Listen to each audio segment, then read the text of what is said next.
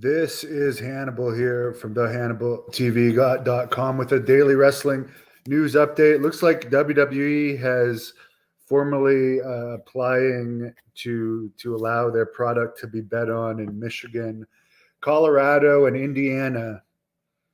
They're saying that they're going to choose the winners months in advance, but not tell the performers until after the betting lines have been closed 2 or 3 hours before a match. Bunch of interesting stuff here. As far as for the performers, a lot of times there's negotiations required on finishes. So for them not knowing until the last minute, it kind of gives them some pull, because if they don't want to do a finish, it can screw a lot of stuff up. A lot of stuff. They can hold the company up and so forth. Or weird, lots of weird stuff could happen. We've seen gambling be influenced in real sports, predetermined. It would be more interesting. And as far as word not getting out, I mean, there's 30 or 40 people on a booking team. I guess the people involved with main events are fewer, but I don't know. It would seem hard to not get that news out, because you know the old saying, telephone, telegraph, tell a wrestler, and word travels fast in the wrestling business. But the good thing it could cause is we've seen Roman Reigns just constantly win. For instance, maybe they wouldn't make the matches so predictable. Like the Usos, for instance, have been tag team champions for how long? Maybe they'd mix it up a bit to make the betting more interesting. But also for the performers, it'd be hard, because I don't know how. I know there's much more guaranteed money overall, but there's still bonuses for WWE wrestlers, as far as I'm aware, from if your first match to main event, as far as the percentage of the house you get of the ticket sales. I think it's something like 33% divided by where you are on the card. So if Roman Reigns right now knows he's always going to be in the main event as champion for a period of time going forward, and make the extra money, compared to if he's not champion, maybe middle of the card, wouldn't make as much bonus money. I don't know. It might not make them too happy to have the uncertainty of how much they're going to make planning into the future, because the storylines would have to be more guarded. John Piper's doing great. She's with me yesterday. I'll probably see her again tonight. AEW, apparently, by the way, Powerhouse Hobbs beat Wardlow for the TNT title on Wednesday. Wardlow had just won it over the weekend, but I guess the title was stolen from him. So I don't know if they made him lose it right away as punishment for not taking good enough care of the title. But I did notice that that Wardlow just became massive. I've heard that AEW has a wrestler sign contracts where in theory they could be tested, but they don't have a formal policy. But I've noticed lately in AEW, like, there's some massive guys. Not all of them. There's also some really small guys, but the Powerhouse Hobbs guy is also jacked to the gills. So a lot of bodybuilder physiques there. No ratings out for what Dynamite did last night, but that's about it. Let me know your opinion. Would you bet on WWE? I'm not a gambler, but I just find it interesting, because I mean, it'd be so tempting.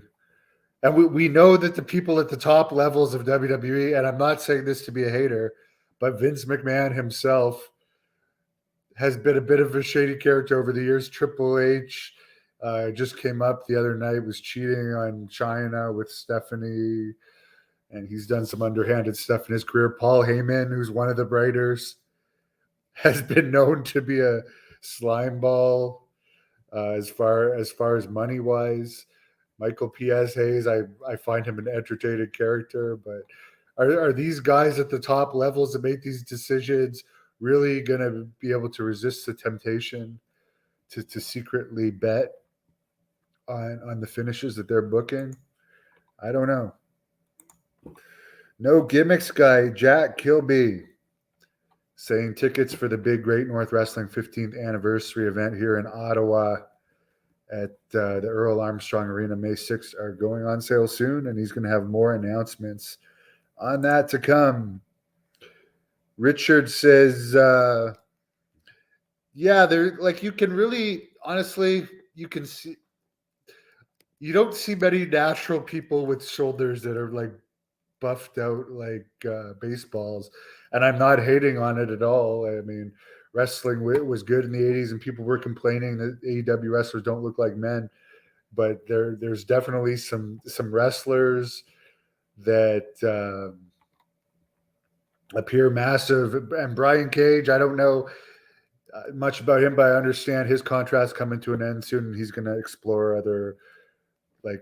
his free agency. He hasn't been used the best in AEW. Carmen, bet on fakes. Apparently, WWE is using the excuse that the Oscars are bet on. So they think it'll be similar to the Oscars. So I don't know. I'm not a betting person. I think I lost $20 at a casino once gambling on the slot machines, and that was enough to make me never want to go back. So that's not something that I'd be interested in betting, but I would like to see the product be a little less predictable, and maybe it would be less predictable if this were to happen. And this is, according to Dave Meltzer, likely one of Nick Khan's ideas, who is the president of WWE, and he comes from a sports background. So there, and DraftKings is already a sponsor of some of their stuff. So if there was a sports betting situation, they'd get even more money from DraftKings. So we'll see how it all plays out.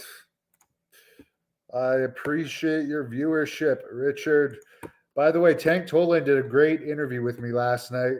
Maybe not one of the most memorable tag teams, the Dicks, but the stuff that was going on with them backstage, honestly, he told the stories. I could imagine being there with the detail he told some of these stories, and just it was kind of depressing hearing these stories, because all the shoot interviews I've done, I could imagine some of this stuff happening, and it was a different time, and I'm not holding anything against anybody. It's just some of these stories are just so incredible, and they only happened like 15-ish years ago, but the times have changed, and that kind of stuff doesn't go on today. But it's worth checking out this Tank Tolan interview, or some of the clips about his wrestler court experience and his backstage fight, which he was pretty much forced to get into and then fired over, as well as a bizarre incident in Mexico City where apparently they had a big crowd. Obviously, they're in Mexico City, and somehow one of the wrestlers had managed to have a rib played over the stereo system, but it was kind of like a bullying rib related to bullying. So strange. So I'm just reporting on it that there was crazy times, but worth listening to the interview. Thank you for watching the Hannibal TV. Please like this video if you enjoyed it, and click the subscribe button to not miss any